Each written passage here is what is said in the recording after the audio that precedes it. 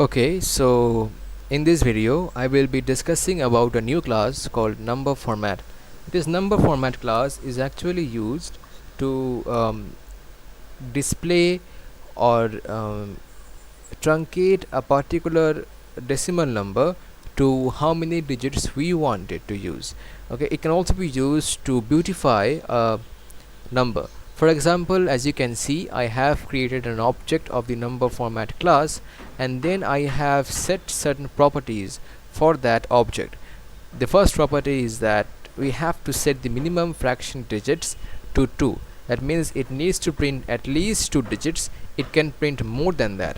And you have also said set the minimum integer digits to 2. That means it needs to print at least 2 integer digits, but it can be more than that. Okay, so if I just go over here and compile the program, run it, you can see it gives us at least 2 integer digits and at least 2 fraction digits. Now what if I change it to maximum, say, and maximum integer digits? In this case, in the case of maximum fraction digits to 2, that means it needs to print up to 2 decimal digits. Okay, in the case of maximum fraction digits, it can only go up to 2 fraction digits. It cannot print more.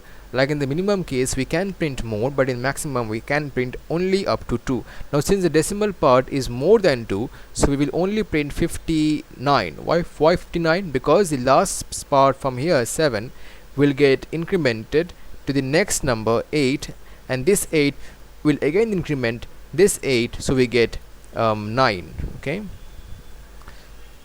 and this maximum integer digit of 2 means it will only print 99 from here, so we will have 99.59. so if I go back, I compile the program, I run it, we get 99.59. Alright, so this was the maximum and minimum integer digits. Now we can do one thing.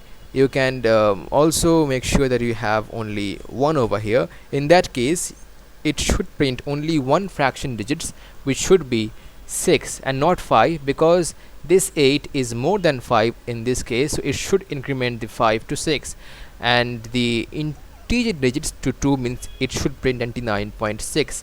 if I save it, I compile it, I run it, I get 99.6. so that is the whole scenario for this tutorial, and I will see you again later in my next upcoming videos, and thank you for watching, and I will see you again later. Bye.